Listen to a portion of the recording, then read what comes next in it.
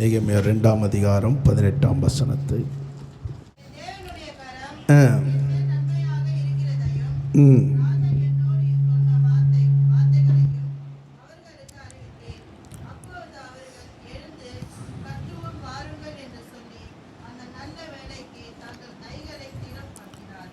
ஆண்டவரே உம்மை ஸ்தோத்திரிக்கிறோம். இந்த வாகத்த ஆராதனை இதுவரை நடத்தினீர். ஆண்டவரே, இந்த வார்த்தையும் உடைய கருத்தில் ஒப்பு கொடுக்கிறேன். இந்த வார்த்தையும் எங்களுக்கு ஆசீர்வதித்து தாரும் அப்பா. எங்களுடைய கண்களை திறந்தருளும். இந்த மாதத்தில் இந்த வார்த்தையின் ஆழத்தையும் வல்லமையும் நாங்கள் உணர்ந்து உமக்கு ஒரு கனமுள்ள ஒரு பாத்திரமாய் விளங்க உதவி செய்வீராக. இயேசுவின் நாமத்தில் செபிக்கிறோம் நல்ல பிதாவே, ஆமென். இங்கே நெகேமியா சொல்லுகிறார், என் தேவனுடைய கரம் என்மேல் நன்மையாக இருக்கிறதையும். இந்த மாத வாக்கு தத்துவம், தேவனுடைய கரம் உங்கள் மேல் நன்மையாக இருக்கும். அல்லேலூயா. இந்த மாத வாக்கு தத்துவம், தேவனுடைய கரம் உங்கள் மேல் நன்மையாக இருக்கும். அல்லேலூயா. இங்கே சொல்லுகிறார், என்ன சொல்லுகிறார்? நான் நெகேமியா,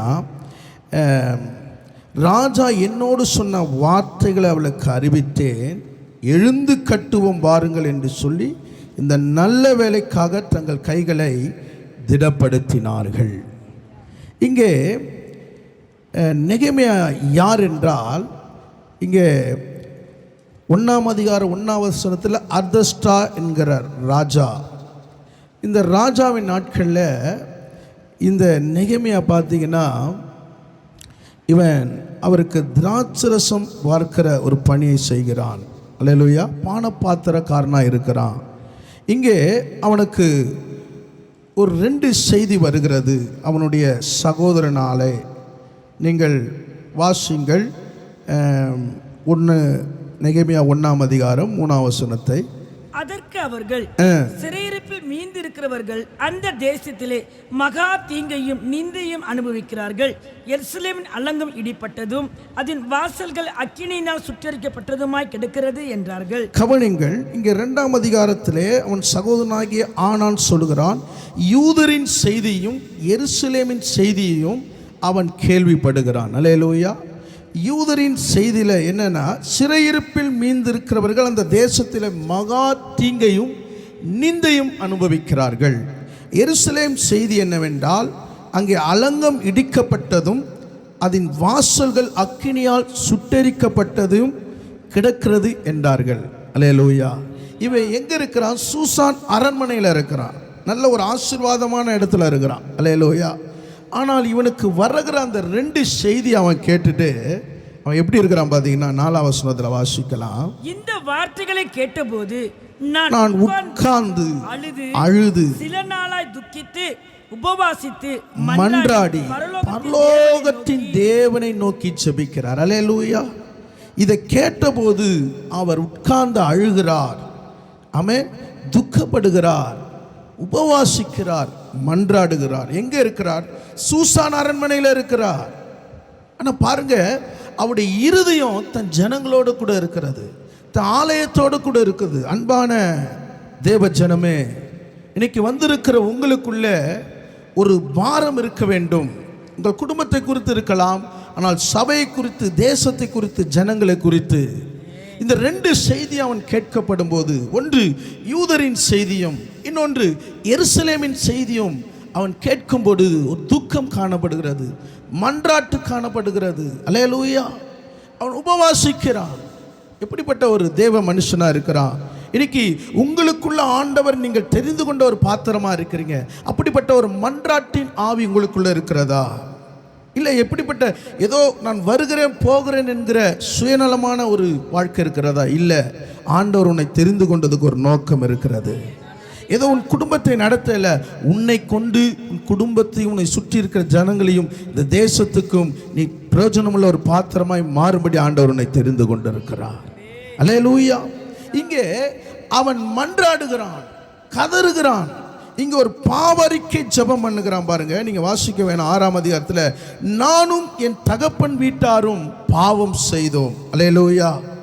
7ஆம் வசனத்தில் நாங்கள் உமக்கு முன்பாக மிகவும் கெட்டவர்களாய் நடந்தோம்.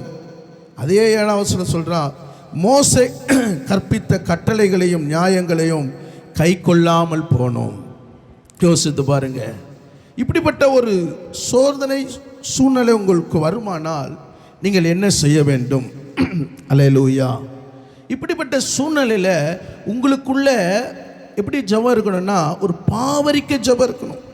ஒருவேளை இப்படிப்பட்ட ஒரு நெருக்கம், இப்படிப்பட்ட ஒரு பிரச்சனை நம்முடைய குடும்பத்திலே, நம்முடைய சூழ்நிலையிலே, நம்முடைய எல்லையில் வரும்போது நாம் முதலாவது நமக்குள்ள ஒரு பாவ அறிக்கை செய்யணும். ஆண்டவரே, நாங்கள் உமக்கு விரோதமாக பாவம் செய்த ஆண்டவரே. அல்லேலூயா. உம்முடைய வசனத்தை கை கொள்ளாமல் போனோம் ஆண்டவரே, நாங்கள் கெட்டவர்களாக இருந்தோம். பாருங்க, அப்படி எதுவும் இல்லை, ஆனால் தேவனுக்கு முன்பாக தன்னை தாழ்த்துறாரு. அல்லேலூயா. ராஜாவுக்கு ஒரு கனமுள்ள பாத்திரமாக இருக்கிறாரு. அல்லேலூயா. ராஜாவுக்கு திராட்சரசம் வார்க்கிற ஒரு கனமுள்ள ஒரு பொறுப்பு இருக்கிறது. ஆனால் அவருக்குள்ள ஒரு மன்றாட்டு இருக்குது பாருங்க. எனக்கு ஆண்டவன் இருதயத்தை பார்க்க வந்திருக்கிறார். அல்லேலூயா. அதனால தான் நெகேமியா சொல்றார், என் தேவனுடைய கரம் என் மேல் நன்மையாயிருக்கிறதையும் நான் அவர்களுக்கு அறிவித்தேன். அப்ப அவர்களுக்குன்னா யாரு? இவர் எருசலேமுக்கு கடந்து போகிறார். அங்கே 3 நாள் சோதனையிட்டு அந்த இடத்தை சுற்றி வருகிறார். எருசலேமின் அலங்கு இடிக்கப்பட்டு இருக்கிறது. என் ஆண்டவர் ஆராதிக்கிற ஒரு இடம், ஜனங்கள் தேடி வருகிற இடம் பாழாயிருக்கிறது. அல்லேலூயா. இன்றைக்கு இந்த இடத்துல ஒரு வெளிச்சம் இருக்கிறது, இந்த இடத்துல ஒரு ஆசீர்வாதம் இருக்குது. எத்தனை ஸ்தலங்களிலே இப்படி ஆராதனைகள் இல்லை, ஜனங்கள் கூடி வர முடியவில்லை, ஒரு பாரம் இல்லை, நடத்துவதுக்கு ஆட்கள் இல்லை. அல்லேலூயா. இங்கே நீங்கள் பார்க்கும்போது 16ஆம் வசனத்திலே அவன் யூதர்களுக்கும் ஆசாரியர்கள் பெரியவர்கள் அதிகாரிகளுக்கும் எல்லாருக்கும் அவன் என்ன பண்றானா? அறிவிக்கிறான். அல்லேலூயா. என்ன அறிவிக்கிறான்? வாசிங்க 17ஆம் வசனம். பின்பு நான் அவர்களை நோக்கி, எருசலேம் பாழாயிருக்கிறதையும் அதன் வாசல்கள் அக்கினியால் சுட்டரிக்கப்பட்டு கிடக்கிறதையும் நாம் இருக்கிற சிறுமியையும் பார்க்கிறீர்களே, நாம் இனி நிந்தைக்குள்ளாக இராதபடிக்கு எருசலேமின் அலங்கத்தை கட்டுவோம். இன்னைக்கு அநேக வீடுகள் இடிக்கப்பட்டு இருக்கிறது. இன்னைக்கு அநேக வீடுகள் சிறைப்பட்டு இருக்கிறது. அல்லேலூயா. நீங்க என்ன பண்றீங்க? ஐயோ, என் குடும்பம் சிறைப்பட்டு இருக்குது, இடிஞ்சு போயிருக்குது. யார் மாத்துவா? இல்ல. இங்க நெகேமியாவுக்கு செய்தி வரும்போது அவன் துக்கித்து, அவன் உபவாசித்து, அவன் அழுது, அவன் மன்றாடுகிறான். மீண்டுமாக அந்த அலங்கங்கள் கட்டப்பட ஆரம்பிக்கப்படுகிறது. அல்லேலூயா. நீங்கள் 1ஆம் அதிகாரம் 2ஆம் அதிகாரம் அவன் துக்கத்தில் மூழ்கிறான். ஆனா பாருங்க, யாருமே அந்த அலங்கத்தை கட்டவோ அதை எடுத்து நடத்துவோ இல்லை. ஆனா ஒரு மனுஷன் பாரப்படுகிறான். நீங்க 3ஆம் அதிகாரத்தில் பாருங்க, நல்ல வீட்டில் போயிட்டு வாசி அதை பாருங்க. பழுதான போனவைகளை கட்டினார்கள், பழுதான போனவைகளை கட்டினார்கள், பழுதானவை போனவைகள் கட்டினார்னு 41 பேர் எனக்கு தெரிஞ்சு நான் கோடு போட்டுக்கிறேன். அல்லேலூயா. 41 பேர் எழுந்து கட்டும்படியாக ஒரு எழுப்புதலின் பாத்திரமாய் நெகேமியா இருக்கிறார். நீ எழுப்புவாயானால் உன் வீட்டில் கர்த்தர் அப்படி எழுப்புவார். அவங்க தூங்கி நிற்கிறாங்க, அவங்க சரியில்லை, அவங்க மாற்றல, ஆனா உனக்குள்ள ஒரு எழுப்புதல் இருக்கிறது, உனக்குள்ள கர்த்தருடைய வல்லமை இருக்கிறது. நெகேமியா நல்ல ஒரு அரண்மனையில் இருக்கிறான், பாதுகாப்பான இடத்துல இருக்கிறான். ஆனாலும் அவன் வர செய்தியை கேட்டு அவன் உட்கார்ந்து அழுகிறான். ராஜாவிடத்தில் நல்ல ஒரு கணம். ராஜா நெகேமியாவை குறித்து ஒரு நல்ல நெகேமியா கூடவே இருக்க வேண்டும் என்கிற ஒரு ஆசை. அல்லேலூயா.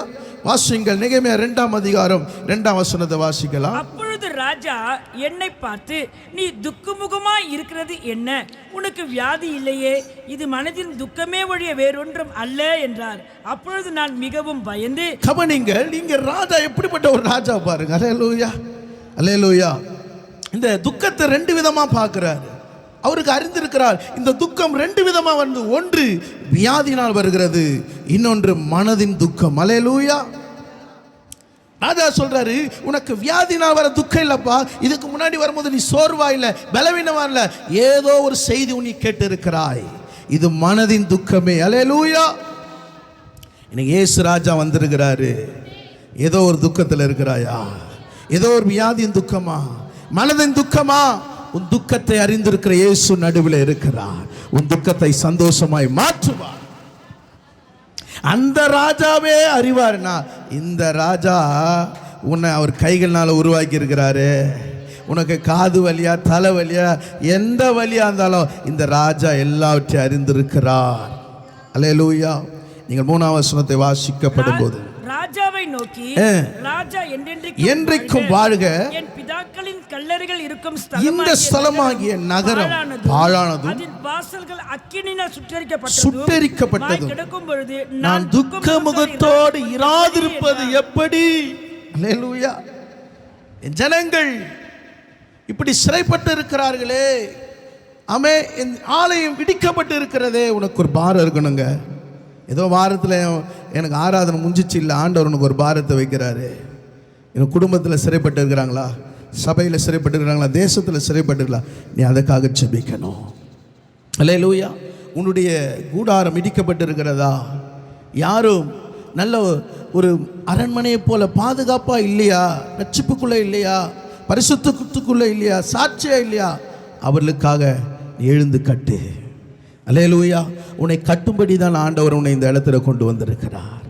இடிக்கிறதுக்கு அநேக கூட்டம் இருக்கலாம், ஆனால் கட்டுவதுக்கு கர்த்தர் உன்னை தெரிந்து கொண்டு இருக்கிறார். தேவ சமூகத்தில் வரும்போது நீ கட்ட முடியும். அல்லேலூயா. நீ எழுந்திருக்க முடியும், நீ ஜெபிக்க முடியும். ஆண்டவர் திரும்பவும் உடைய கூடாரத்தை கட்டுவார்.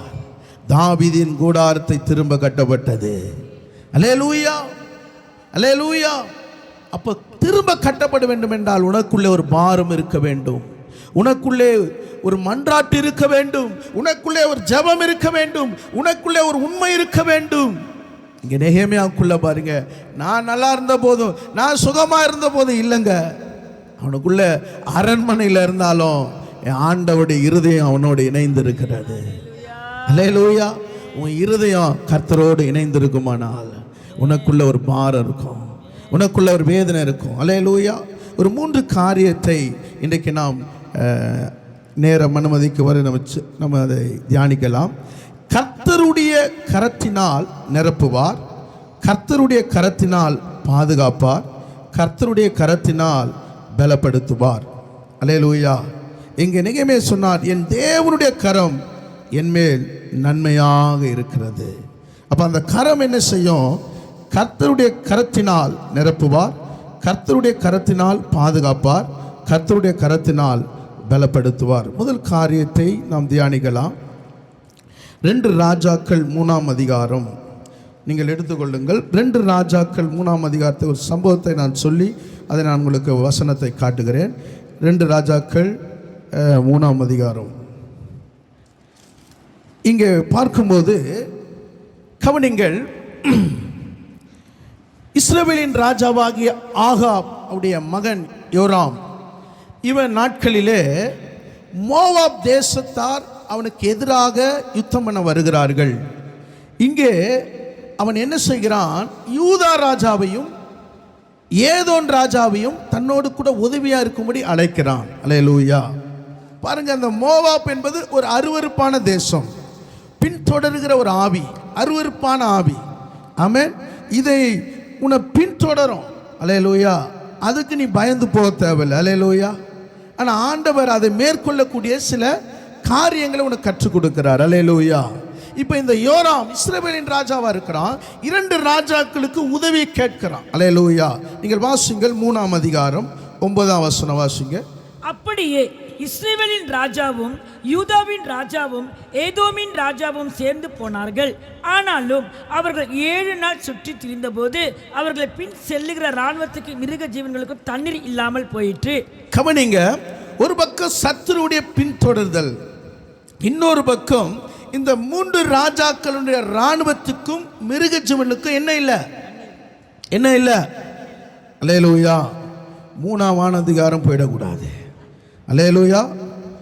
தூங்குறோம் ஒரு அல்லேலூயா சொல்லுங்க. அல்லேலூயா. ஏன்னா ரொம்ப கஷ்டமான நேரம் பாருங்க இது. அல்லேலூயா.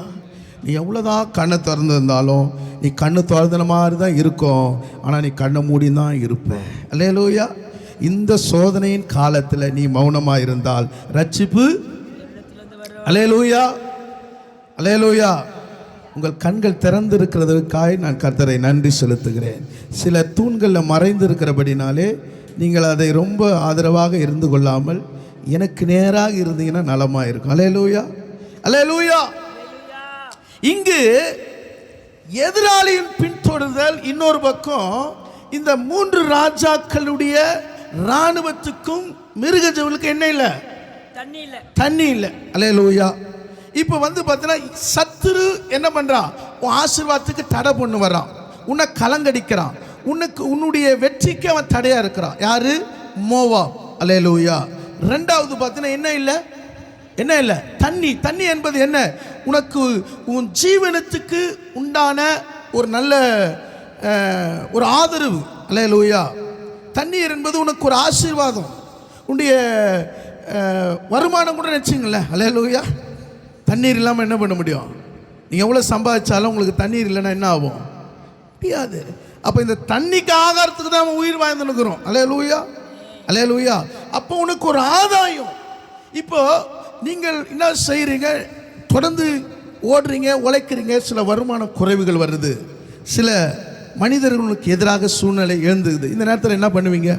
என்ன ஆண்டவரே, மாதந்தோறும் வாக்குத்தத்தத்துக்கு சீக்கிரமாக போகிறேன், ஜபமும் பண்ணுறேன். அல்லேலூயா. ஏன் எனக்காகவே ஒரு போராட்டம் வருது, இன்னும் என் வருமானமும் ஆசீர்வதிக்க முடியல, என் வாழ்வாதாரமும் ஒரு பாதிப்பு வருது, நான் என்ன பண்ணுறது? என்ன பண்ணுவீங்க? நீங்கள் என்ன பண்ணுவீங்க? உங்களை தான் கேட்குறேன். என்ன பண்ணுவீங்க? அப்படியே உட்காந்து கவலைப்பட்டுன்னு இந்த வாரம் நான் ஆராதனைக்கு லீவு போட்டுட்டு என் வீட்டுக்குள்ளேயே உட்காந்து என் கதையே நான் பேசின்னு இருக்க போகிறேன். அல்லேலூயா. அப்படியா? ஆனால் அந்த தேசத்தில் இருக்கிற யோராம் தீர்க்கதரிசிகள் உள்ள ஒரு தேசத்தில் ராஜா, அவன் என்ன சொல்லுகிறான்? நீங்கள் 10ஆம் வசனத்தை வாசிங்கள். அப்பொழுது இஸ்ரவேலின் ராஜா, ஐயோ, இந்த 3 ராஜாக்களையும் கர்த்தர் மோவாபியரின் கையில் ஒப்பு கொடுக்க வரவைத்தாரே என்றான். அல்லேலூயா. ஏன் அவனிடத்துல என்ன இல்லை? கர்த்தருடைய வார்த்தை இல்லை. நான் சொல்றேன், நீ ஆலயத்துக்கு வந்து நான் கர்த்தருடைய வார்த்தை உனக்குள்ள வரும். நீ வருகிற சத்துருடைய நெருக்கம், உன் வாழ்வாதாரம் பாதிக்கப்பட்ட சூழ்நிலையில கர்த்தருடைய வார்த்தை இருந்தா நீ கர்த்தரை நோக்கி பார்ப்பாய்.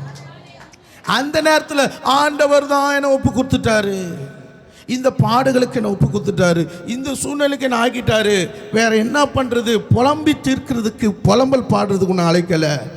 நீ நம்பிக்கையோட கர்த்தரை பார்க்கணும். அல்லேலூயா. ஆனால் அங்கே அந்த 3 ராஜாக்கள் ஒரு ராஜா இருக்கிறான் பாருங்க. அல்லேலூயா. யூதாவின் ராஜாவாகிய யோசபாத். 11ஆம் வசனம் வாசிங்க. அப்பொழுது யோசபாத், நாம் கர்த்தரிடத்தில் விசாரிக்கும்படி கர்த்தருடைய தீர்க்கதரிசி ஒருவன் இங்கே இல்லையோ? எலியாவின் கைகளுக்கு தண்ணீர் பார்த்த சாப்பாட்டின் குமாரனாகிய எலிசா இங்கே இருக்கிறான் என்று இஸ்ரவேலின் ராஜாவின் ஊழியக்காரரில் ஒருவன் மறுமொழியாக சொன்னான். இப்போ இந்த எலியாவின் கைகள் தண்ணீர் பார்த்த எலிசா இருக்கிறான் யார் சொல்லுது? யார் சொன்னது? யார் சொன்னது? எதுக்குயா இந்த காலை வெள்ளை? யார் சொன்னது? நாங்கள் வேற தூக்கத்தில் எதனா சொல்லி நாங்கள் வேற மாட்டிக்கிறதுக்கு. அல்லேலூயா. இஸ்ரவேலின் ராஜாவாக யோராம் அறியலங்க, அவனுடைய ஊழியக்காரன் அறிந்திருந்தான். அவன் சொன்னா, இங்க எலியா என்கிற ஒரு தீர்க்கதரிசி இருக்கிறான், அவன் கைக்கு தண்ணீர் வார்த்தை எலிசா என்கிற ஒரு தீர்க்கதரிசி இருக்கிறான், அவனிடத்துல கர்த்தருடைய வார்த்தை இருக்கிறது. அல்லேலூயா. ராஜாவுக்கு தெரியல கர்த்தருடைய வார்த்தை, ஊழியக்காரனுக்கு தெரியுது. ஆமென். அல்லேலூயா. இன்னைக்கு வந்திருக்கிற சபையை உனக்கு தெரியணும், இந்த ஸ்தலத்தில் கர்த்தருடைய வார்த்தை இருக்கிறது, என்னுடைய இருதயத்தில் கர்த்தருடைய வார்த்தை இருக்கிறது. அல்லேலூயா. அந்த வார்த்தை என்ன செய்ய தெரியுமா? நீ தத்தளிக்கிற சூழ்நிலையில, தடுமாற சூழ்நிலையில என்ன செய்வது? வாழ்வாதார பாதிப்பு, சத்துருடைய போராட்டம், என்ன செய்வது? அந்த நேரத்தில் நீ கர்த்தரிடத்தை விசாரித்தா ஆண்டவர் அங்க உனக்கு ஒரு ஆலோசனை கொடுப்பார். இங்க யோராம் இடத்துல எலிசாவை கொண்டு வருகிறார்கள். எலிசா சொல்லுகிறார், என்ன சொல்றாருமா? எனக்கும் உமக்கும் என்ன? உங்க அப்பாவோட தீர்க்கதரிசி எடுத்துட்டு போ, உங்க அம்மாவோட தீர்க்கதரிசி எடுத்து போ, என்கிட்ட ஏன் வந்த? அவங்க அப்பா பேருனா ஆகாப், அவங்க அம்மா பேருனா ஏசபேல். இவங்க 2 பேரும் எந்த தீர்க்கதரிசனத்தை தேடினாங்க? பாகாலின் தீர்க்கதரிசிகள். அல்லேலூயா, அல்லேலூயா. எப்படிப்பட்ட தீர்க்கதரிசி? நீ நல்லா இருப்ப, நீ ஆசீர்வாதமா இருப்ப, ஆனா ஆபத்துல உனக்கு வர்ற தீர்க்க தரிசனம் இருக்காது. அல்லேலூயா. அன்பான சபையே, இஷ்டத்துக்கு வர தீர்க்க தரிசனத்தை நம்பி போவாத. உனக்கு ஆபத்தில் உன்னை பாதுகாக்கிற ஒரு தீர்க்க தரிசனம் தான் உண்மையுள்ள தீர்க்க தரிசனம். இவ பாகாலி தீர்க்க தரிசனம் சொன்னாங்க, கர்த்தருடைய கரம் உன்னோடு இருக்கிறது, கர்த்தருடைய ஆவியானோட இருக்கிறார். ஆனா இங்க ஆபத்து வந்துச்சு. இங்க எங்க போயிட்டாங்க தீர்க்கதரிசி? உன் தடுமாற சூழ்நிலை, நீ என்ன முடிவெடுக்க தெரியாத சூழ்நிலையில அந்த நேரத்தில் தான் கர்த்தருடைய தீர்க்க தரிசனம், கர்த்தருடைய வார்த்தை உன்னை தப்புவிக்கிறதா இருக்கிறது. அல்லேலூயா, அல்லேலூயா. எலிசா பார்த்தீங்கன்னா நீங்கள் வாசிங்கள் 14 வசனத்தில், அதற்கு எலிசா, அவன் முகத்தை நான் பார்க்காதிருந்தால் உம்மை நோக்கவும் மாட்டேன், உம்மை பார்க்கவும் மாட்டேன். அல்லேலூயா. யோசபாத் முகத்தை பார்க்காம இருந்தா நான் உன்னை பார்க்கவே மாட்டேன். அல்லேலூயா. இப்ப என்ன செய்கிறது? எலிசா சொல்கிறா, 15 வசனம் வாசிங்க.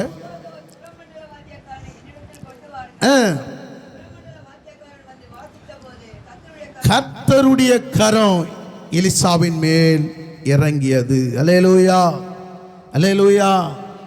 நான் சொல்லுவேன், நீ கர்த்தரிடத்துல விசாரிக்கும் போது, கர்த்தருடைய கரம் மேல அமரும் போது, இறங்கும் போது அந்த இடத்துல ஒரு தீர்வு உண்டாகும். அல்லேலூயா. நீ வேற எங்க போய் விசாரிச்சு மாட்டிக்காத, பணத்தை கொடுத்து வேஸ்ட் ஆக்கிடாத. ஆண்டோடைய சமூகத்தில் வந்தினா விசாரிச்சுனா அங்கே ஆண்டவர் ஒரு தீர்வை தருவார். அல்லேலூயா. எலிசா சொல்ல, சுரமண்டல வாசிக்கிற இடத்துல கொண்டு வாங்க. அல்லேலூயா. அவன் வாத்தியக்காரன் வாசித்த போது கர்த்தருடைய கரை எலிசான் மேல் அமர்ந்தது. அவன் சொல்லுகிறான், கர்த்தர் உரைக்கிறது என்னவென்றால், இந்த பள்ளத்தாக்கிலே எங்கும் வாய்க்கால்களை வெட்டு. அல்லேலூயா. கர்த்தருடைய வார்த்தை இருந்தா ஆமே, அங்க பார்த்தீங்கன்னா வேற அங்க வாய்க்காலுக்கும் தண்ணிக்கு சம்பந்தம் இருக்காது. அல்லேலூயா. சம்பந்தம் இருக்காது. ஆனா அந்த இடத்துல ஏதோ ஒன்று செய்ய போகிறா. அல்லேலூயா. ஒரு மழை வரணும்னா எப்படி வரணும்? சும்மா வந்துருமா? எப்படி வர மழை? காற்று மேகங்களை கொண்டு வருகிறது. அதை என்ன பண்ணுது? கார் மேகமாய் மாற்றி மழையை கொண்டு வருகிறது. வானத்தை பார்த்தோன்னு சொல்றேன்ல, இன்னைக்கு வானம் மந்தாரமா இருக்குது, இருட்டிக்குது, கொடை எடுத்துன்னு போகணும். அல்லேலூயா. பைபிள் எடுத்துன்னு போனால் கூட இருக்காது, கொடை எடுத்துன்னு போகணும். நீ அப்படியே நினைஞ்சி மூழ்கி இருக்கிறது போல நீ தேவ சமூகத்தில் மூழ்கிட்டனா ஆண்டவரே உன்னை பாதுகாப்பாக கொடையா கொடுப்பாரு. அல்லேலூயா. கொடையத்துன்னு போகிறதுக்கு ஞாபகம் இருக்குது. அல்லேலூயா. இன்னைக்கு மழை ரொம்ப அதிகமாக இருந்தது. நான் ஆராதனைக்கு வர முடியவில்லை. என் உள்ளங்கால் வரைக்கும் தண்ணீர் இருந்தது. முழங்கால் இடுப்பு வரைக்கும் தண்ணி வந்தால் பரவாயில்ல, உள்ளங்கால் வரைக்கும் தண்ணி வந்தது. என்னால் ஆலயத்துக்கு வர முடியவில்லை பாஸ்டர். வேற என்ன பண்ணுறது? அல்லேலூயா, அல்லேலூயா. ஆனால் இங்கே எலிசா சொல்கிறான், காற்றையும் காண மாட்டீர்கள், மழையும் காண மாட்டீர்கள், உங்கள் ஆடு மாடுகளும் மிருக ஜீவன்களும் இந்த பள்ளத்தாக்கு தண்ணீரால் நிரப்பப்படும். அல்லேலூயா, அல்லேலூயா. நீங்க பார்த்தீங்கன்னா 9ஆம் வசனத்தில் பார்த்தீங்கன்னா கவனிங்க, சத்துரு ஒரு பக்கம், இன்னொரு பக்கம் வாழ்வாதாரம் பாதிப்பு. ஆனால் இங்கே கர்த்தருடைய கரம் வந்த உடனே அல்லேலூயா. ஒரு மாமரத்தில் 2 மாங்காய் இருக்கும்போது ஒரு கல் அடித்தா என்ன ஆகும்? 1 ஊந்தா பெருசு இல்லை, 2 ஊந்தா என்னாச்சு? ஒரே கல்ல 2 மாங்காய். ஆண்டவர் அச்சாரா இல்லையா? அல்லேலூயா. இங்க பார்த்தீங்கன்னா தண்ணீரை கொடுத்தாரு. தண்ணீரை கொடுத்து மிருக ஜீவன்கள் இராணுவத்தார் குடித்தார்கள். அதே தண்ணீரை கொண்டு சத்துருக்களை ஓட வச்சார். அல்லேலூயா, அல்லேலூயா. இங்க பார்த்தீங்கன்னா 18 வசனம் வாசிங்க. இது கர்த்தரின் பார்வைக்கு அற்ப காரியம், மோவாபியர் உங்க கையில் ஒப்பு கொடுப்பார். அல்லேலூயா. அங்க பாருங்க, வாய்க்கால வெட்டு. ஆண்டவர் உன் வாழ்வாதாரத்தை பாதிக்க வைக்க மாட்டாரு. இந்த மாதத்துல நீ உழைக்கிற வருமானத்தை எந்த தடை கொண்டு வர முடியாது. நான் அதை ஆசீர்வதிப்பேன். அங்க தண்ணியும் கொண்டு வருகிறாரு, அந்த தண்ணியில சத்துருவையும் கலங்கடிக்கிறார். 22ஆம் வசனம் வாசிங்க. அதிகாலமே எழுந்திருந்த போது சூரியன் தண்ணீரின் மேல் பிரகாசித்ததினால் அந்த தண்ணீரில் அவர்களுக்கு ரத்தம் போல் சிவப்பாய் இருக்கிறதை காணப்பட்டது. அதனால் அவர்கள், இது ரத்தம், அந்த ராஜாக்கள் தாங்களே ஒருவரை ஒருவர் வெட்டி கொண்டு மாண்டு போனார்கள். ஆதலால் மோவாபியரே கொள்ளைக்கு வாருங்கள். கவனிங்க, மோவாபியருடைய கண்களுக்கு தண்ணீர் எப்படியா மாறிச்சு? அல்லேலூயா. வெறும் ஒரு தண்ணி தாங்க அவங்க கண்களுக்கு ரத்தமா மாத்திட்டாரு. அவன் யோசனைக்கு எப்படியா மாத்திட்டாரு? இஸ்ரவேல் கதை முடிஞ்சு போச்சான். அல்லேலூயா. இவன் கதையை முடிக்கிறதுக்கு தான் ஆண்டவர் அங்கே தண்ணியா அவன் கண்ணுக்கு மாத்தி இருக்கிறார். அல்லேலூயா. நீ ஜெபிக்கும் போது அல்லேலூயா எங்க மாத்திரமா ஆண்டவர் அங்கே மாத்திடுவார். உன் நினைவுகள் என் நினைவுகள் அல்ல, உன் வழிகள் என் வழிகள் அல்ல. வெறும் தண்ணி தான் இஸ்ரவேலுக்கு தாகத்தை தீர்த்தது, சத்துருவுக்கோ அது ரத்தமாய் மாற்றினார். அல்லேலூயா. அவர் தண்ணீரை ரத்தமா மாற்றுவார், அவர் தண்ணீரை திராட்சரசமாய் மாற்றுவார். அவரிடத்திலே அற்புதங்கள் அதிசயங்கள் உண்டு. அல்லேலூயா. தூரத்துல பார்த்தா தண்ணி இருக்கிற போல காணல் நீர் இருக்கும், ஆனா கிட்ட வந்து பார்த்தா தண்ணி இருக்காது. அல்லேலூயா. அல்லேலூயா. அவர் எகிப்துக்கும் இஸ்ரவேலுக்கும் வித்தியாசத்தை உண்டாக்குவார். அல்லேலூயா. அங்கே கல்மழை, நெருப்பு மழை, அங்க கொள்ள நோய், ஆனா உன் தேசத்திலேயோ கர்த்தர் பாதுகாப்பா இருப்பார். அல்லேலூயா. அவர் உன்னை நிரப்புவார். அல்லேலூயா. இந்த இடத்துல பாத்தீங்கன்னா 4ஆம் அதிகாரத்துல தீர்க்கதரிசி புத்திரருடைய ஒருவனுக்கு மனைவியா இருந்த ஒரு ஸ்திரீ இங்கே எலிசாவிடத்தில் வருகிறான். நான் உனக்கு என்ன செய்ய வேண்டும் என்று கேட்கிறான். அதற்கு அவள், ஒரு கூட எண்ணெய் அல்லாமல் அடியாளுக்கு வீட்டில் ஒன்றும் இல்லை. அல்லேலூயா. அல்லேலூயா. யாருங்க? தீர்க்கதரிசியுடைய மகனுடைய மனைவி. அல்லேலூயா. மருமகள். ஆனால் தீர்க்க தரிசனமுள்ள கர்த்தருடைய வார்த்தை உனக்குள்ள இருக்கும்போது ஒரு கூட என்ன இருக்கலாம், வெறுமையான பாத்திரம் இருக்கலாம், ஆனா ஆண்டவர் அதை இந்த மாதம் நிரப்புவார். நீ காற்றையும் காண மாட்டாய், மழையும் காண மாட்டாய். அல்லேலூயா. என்ன ஆயிலும் பார்க்க மாட்டேன். அல்லேலூயா. அரிசி மந்தியும் பார்க்க மாட்டேன், ஆனா உன் வீட்டில் எல்லாம் கொண்டு வந்து இருப்பாரு. இதுதான் ஆண்டவர் செய்யற அற்புதம். வார்த்தை உனக்குள்ள இருந்தா தீர்க்கதரிசி உன்னிடத்தில் வருவான். வார்த்தை வரும், நான் என்ன செய்யணும் உனக்கு. அல்லேலூயா. ஒரு குடம் இல்லாம வேற எதுவும் இல்லப்பா, உள்ளதை உள்ளபடி சொன்னா. அல்லேலூயா. நீங்க 8ஆம் வசனம் வாசிங்க, 3ஆம் வசனம் வாசிங்க. அநேக வரும் பாத்திரங்களை கேட்டு வாங்கி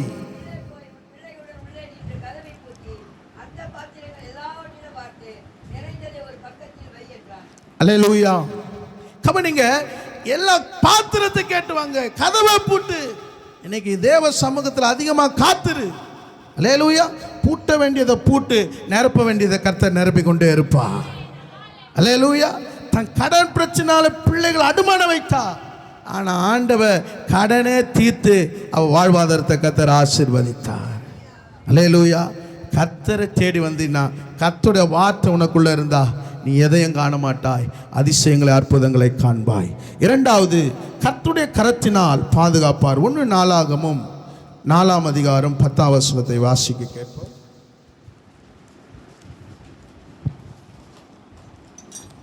யாபேசின் எல்லையின் தேவனை நோக்கி, தேவரீர் என்னை ஆசீர்வதித்து என் எல்லையை பெரிதாக்கி உமது கரம் என்னோடு இருந்து தீங்கு என்னை துக்கப்படுத்தாதபடிக்கு அதற்கு என்னை விலக்கி காத்தருளும் என்று வேண்டிக் கொண்டான். அவன் வேண்டிக் கொண்டதை தேவன் அருளினார். யாபேஸ் என்ன வேண்டிக் கொண்டான்? என்ன வேண்டிக் கொண்டான்? என்ன வேண்டிக் கொண்டான்? தேவரீர் என்னை ஆசீர்வதித்து என் எல்லையை பெரிதாக்குங்க ஆண்டவரே, உம்முடைய கரம் என்னோடு இருந்து ஆமென் தீங்கு என்னை துக்கப்படுத்தாதபடிக்கு அதை விலக்கி. நீங்க சொல்லணுங்க, உன் கஷ்டம் என்ன, உன் பிரச்சனை என்ன, உன் தேவை என்ன, உன் எல்லை என்ன, ஆண்டவர்கிட்ட சொல்லுங்க. ஆமென். ஆபிரகாமுக்கு சொன்னா, நீ எம்மட்டு நட, அம்மட்டும் நான் உனக்கு பட்டா இல்லாத இடத்தையும் பட்டா போட்டு தரேன். உன் கண்ணு பட்ட இடலாம். அல்லேலூயா. உன் கண்ணு பட்ட இடலாம், நான் உனக்கு பட்டா தரேன். நீ பட்டாவுக்கு போய் கலெக்டர் கிட்ட போவாது, உன் கண்ணு பட்ட இடலாம். ஆனா நீ சொல்லணும், உம்முடைய கரம் என்னோடு இருந்து. நீங்க சொல்லணுங்க, ஜெபம் பண்ணுங்க. உங்க ஜெபத்தை கேட்கிற ஆண்டவர் இங்க இருக்கிறாருங்க, உன் வீட்டில் இருக்கிறார். என்ன சொல்ல, என்ன ஆசீர்வதிங்க ஆண்டவரே, என்ன ஆசீர்வதிங்க, கைகளை ஆசீர்வதிங்க, என் பிள்ளைகளை ஆசீர்வதிங்க. ஆசீர்வாதத்தை ஆண்டவர் உனக்குள்ள வச்சிருக்கிறார். அல்லேலூயா. அல்லேலூயா. வேண்டுதலை ஆண்டவர் நிறைவேற்றுவார். அவன் வேண்டிக் கொண்டதை, அவன் பேர் என்ன? யாபேஸ். யாபேஸ்னா என்ன? துக்கம். அல்லேலூயா. அல்லேலூயா. ஆனா அவன் சகோதரன் மத்தியில கர்த்தர் கனமுள்ள பாத்திரமா வச்சிருந்தார். அவன் துக்கத்தோடு ஜெபிக்கலங்க, அவன் கண்கள் திறக்கப்பட்டது. என் ஆண்டவர் ஆசீர்வதிக்கிற ஆண்டவர். அல்லேலூயா. வெள்ளியும் பொன்னும் என்னுடையது, பூமி நிறைவும் என்னுடையது. அல்லேலூயா. அப்ப என்னுடையதுன்னா நான் உன்னுடையது. நீ கேட்டால் தரமாட்டாரா? அவன் கொடுக்காதவங்கிட்ட போய் நீ ஏன் கேட்குற? கொடுக்குற இடத்துல போய் கேளு. ஆண்டவரை எல்லை ஆசீர்வதிங்கப்பா, ஆண்டவரை வீட்டை ஆசீர்வதிங்கப்பா. இவ்வளோ கடை இருக்குது, இவ்வளோ தேவை இருக்குது, இவ்வளோ பிரச்சனை, நீங்க ஆசீர்வதிங்க ஆண்டவர். உங்களுடைய கரம் எங்களோடு இருக்கணும் ஆண்டவர். அல்லேலூயா, அல்லேலூயா. சொல்றான் யாபேஸ், என்னோடு இருந்து உங்களுடைய கரம், ஆமென், என்னோடு இருந்து. ஆண்டவர் எவ்வளோ சந்தோஷப்படுவார்ல.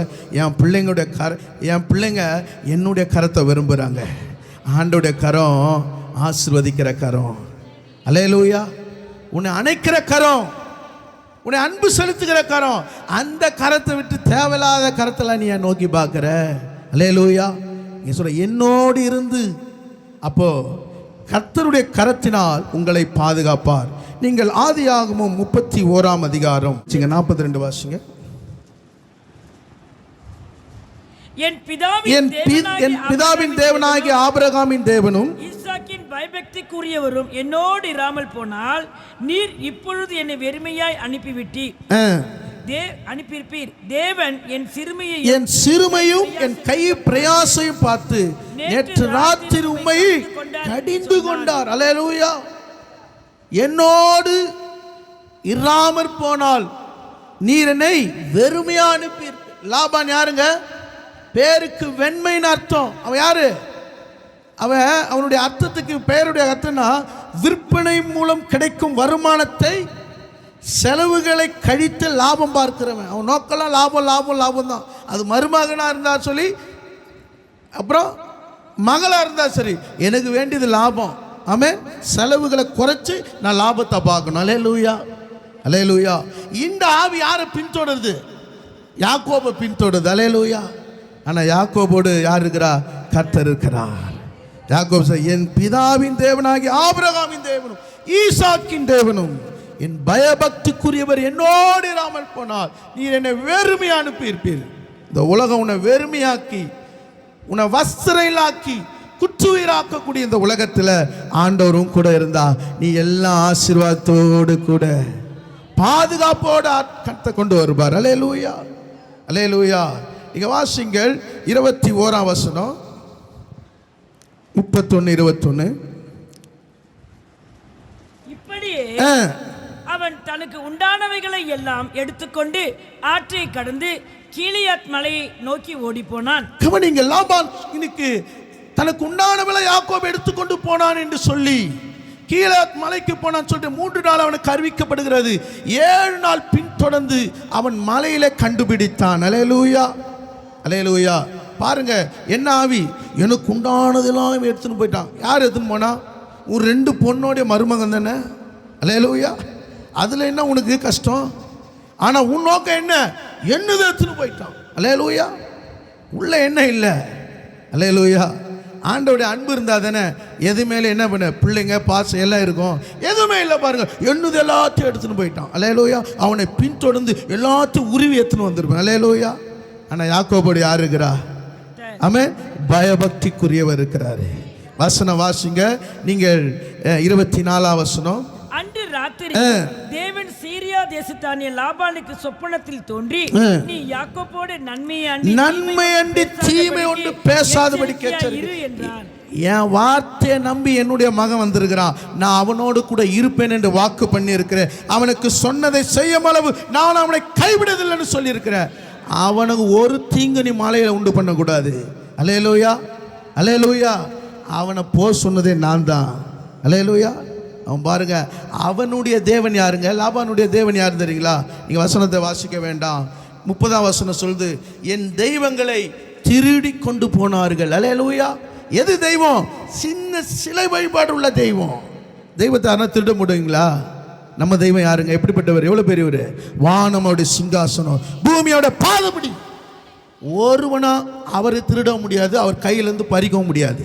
ஆனா லாபான் சொல்றான், என் தெய்வத்தை திருடி கொண்டு போனார்கள். அல்லேலூயா. அவன் உள்ள என்ன பாருங்க, எனக்குள்ளானவளை யாக்கோபு எடுத்துன்னு போயிட்டான். இப்ப பாருங்க, அவன் எந்த நினைவோடு பின்தொடர்கிறான். ஆனால் யாக்கோபு கிட்ட வந்து என்னமா சொல்றான்? நீங்க வாசிங்க 26 வசனம் வாசிங்க.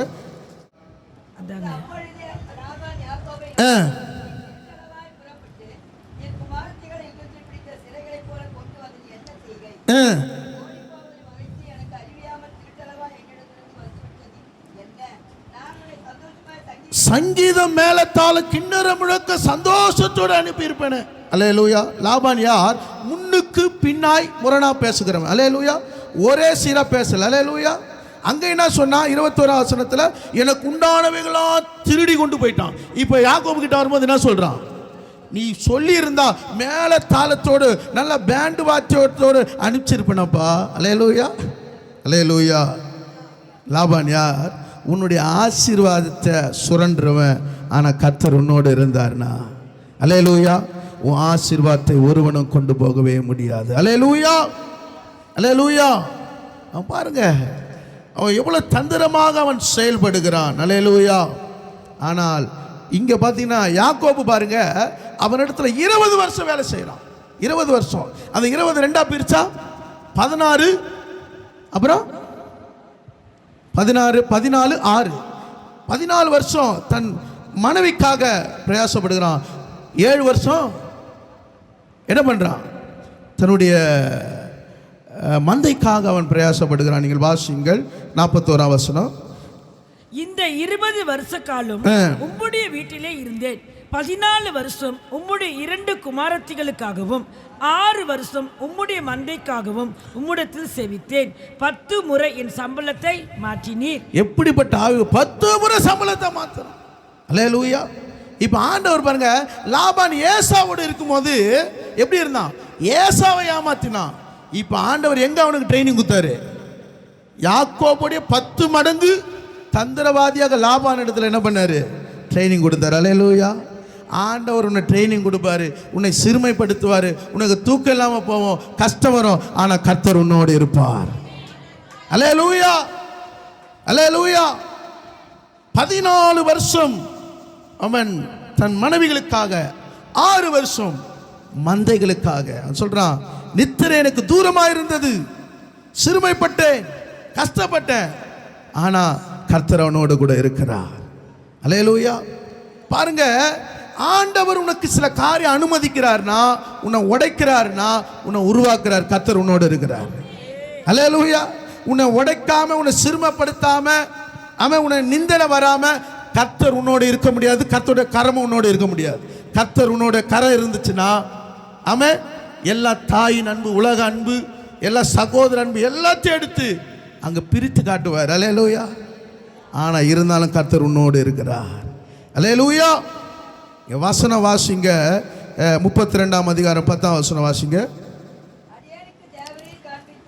எல்லா தயவுக்கும் சத்தியத்துக்கும் நான் எவ்வளவேனும் பாத்திரன் அல்ல. நான் கோலும் கையுமாக இந்த யோர்தானை கடந்து போனேன். இப்போது இவ்விரண்டு பரிவாரங்களோடு திரும்பி வருகிறேன். அல்லேலூயா.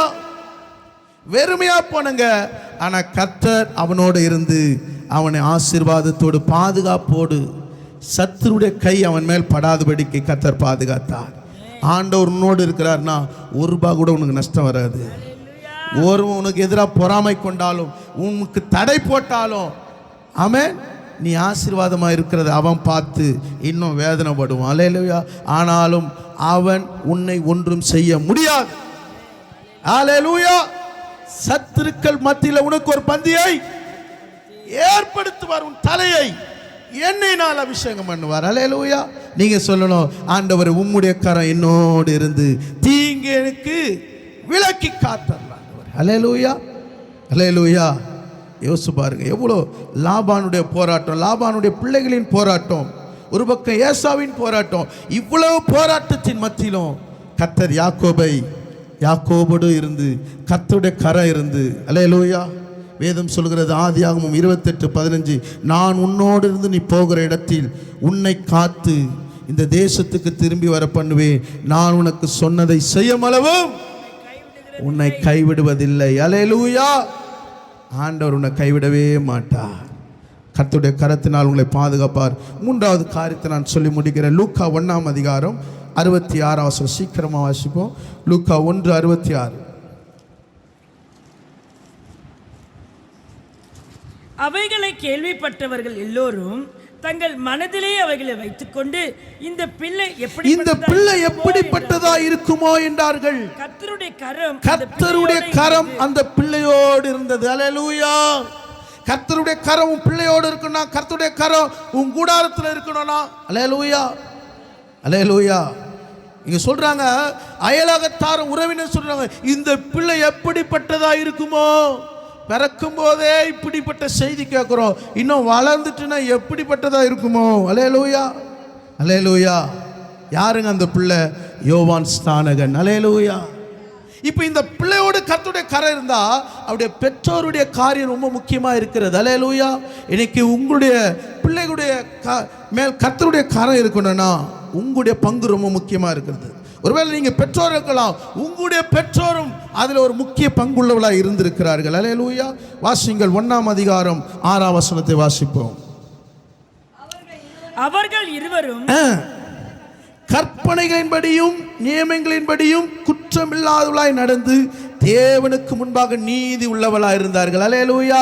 நீங்க ஆண்டவருக்கு முன்பாக குற்றமில்லாதவளாய் நீதி உள்ள ஒரு வாழ்க்கை வாழ்ந்து தேவனுக்கு பயந்து வாழ்வாயனால் கர்த்தர் உன் கூடாரத்தின் மேல உன் பிள்ளைகள் மேல கர்த்தருடைய கரம் இருக்கும். அல்லேலூயா. கர்த்தருடைய கரம் என்ன செய்யும் தெரியுங்களா? யோவான் ஸ்நானகன் என்ற பெயருக்கு அர்த்தம் இரக்கம். அல்லேலூயா. கர்த்தர் சகரியாவுக்கு எலிசபெத்துக்கு இரக்கம் செய்தாருங்க. வயது முதிர்ந்தது, ஆனால் அவங்க விண்ணப்பத்தை கர்த்தர் தட்டி கழிக்கவே இல்லை. நீ ஆண்டவருக்கு எவ்வளவு உண்மையா இருக்கிறியோ, சாட்சியா இருக்கிறியோ, ஆனால் உன் விண்ணப்பத்துக்கு நீ பதிலை பார்க்காமல், உன் ஆசீர்வாதத்தை பார்க்காமல் இந்த உலகத்தை விட்டு நீ போவதில்லை. அல்லேலூயா. 13ஆம் வசனம் வாசிங்க.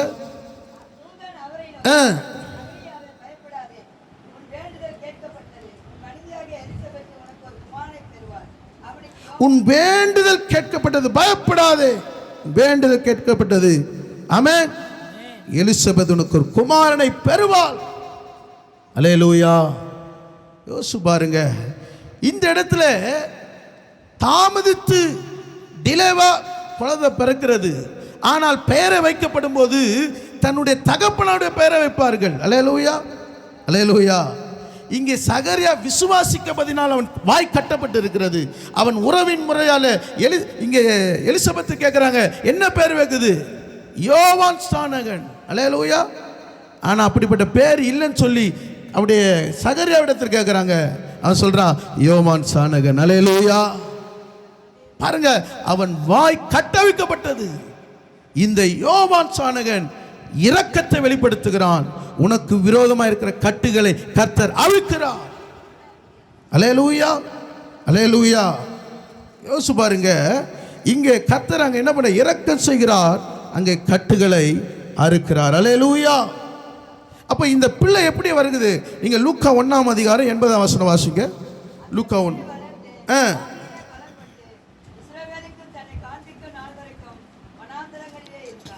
அந்த பிள்ளை என்ன எப்படி எப்படி வளருது? அந்த பிள்ளை எப்படி வளருது? ஆவியிலே பலன் அடைந்து. அல்லேலூயா. அல்லேலூயா. அப்ப கர்த்தருடைய கரம் உன்னோடு இருந்தா ஆவியில நீ பலன் அடையணும். அல்லேலூயா. அல்லேலூயா. அந்த பிள்ளை வளர்ந்து ஆவியிலே பலன் கொண்டு இஸ்ரவேல் தன்னை காண்பிக்கும் நாள் வரைக்கும் எங்க வளர்ந்தது? வனாந்தரம். வனாந்தரம் என்பது தனித்திருக்கப்பட்ட அனுபவம். நீ எல்லாரோடும் ஜெபிக்கிறீங்க, நல்லது. சபையோடு இணைந்து இருக்கிறீங்க, நல்லது. ஆனா தனித்திருக்கிற ஜெபம் ஒரு வனாந்தரம் உனக்கு தேவை. அந்த வனாந்தரத்துல தான் நீ ஆவியின் பலன் கொள்ள முடியும். இந்த மாதத்துல நீ ஆவியின் பலன் கொள்ள வேண்டும். கர்த்தருடைய கர உன்மேல் அமருகிறதை நீ ஆவியின் பலன் அடையணும். அல்லேலூயா. அல்லேலூயா. இல்ல நான் இப்படியே தனித்து இருக்கிற அனுபவம் இல்லைன்னா உன் வாழ்க்கையில் ஆவியின் பலன் இல்லை. சத்துருவை மேற்கொள்ள முடியாது. உன் கூடாரத்தில் ஒரு ஜெயம் இருக்க முடியாது. நீங்க லூக்கா 4ஆம் அதிகாரம் 1ஆம் வசனம் வாசிங்க. லூக்கா 4ஆம் அதிகாரம் 1ஆம் வசனம்.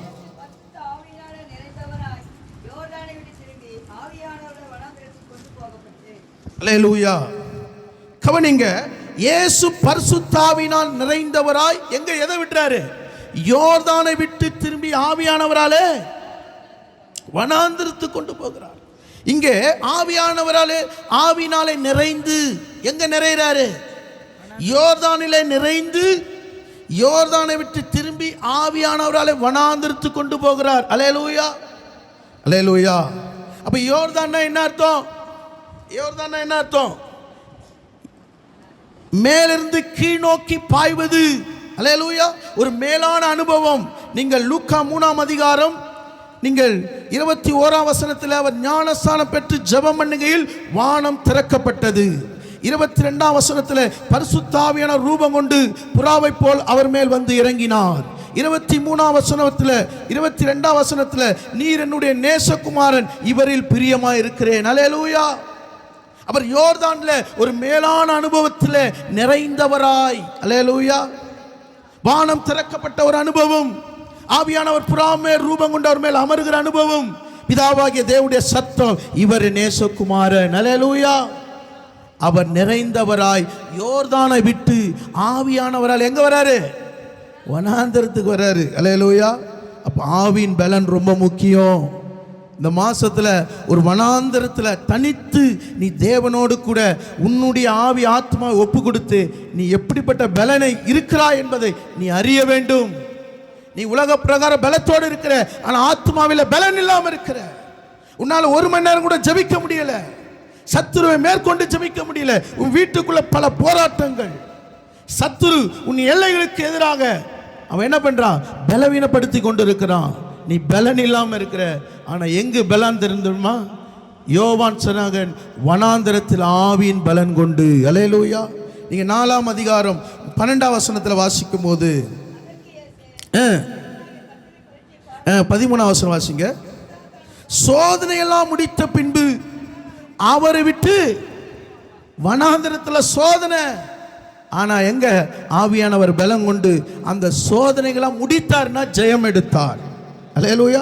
இந்த மாதத்தில் வர சோதனையில கர்த்தர் உனக்கு ஒரு ஜெயம் எடுக்க வைக்கிறார்.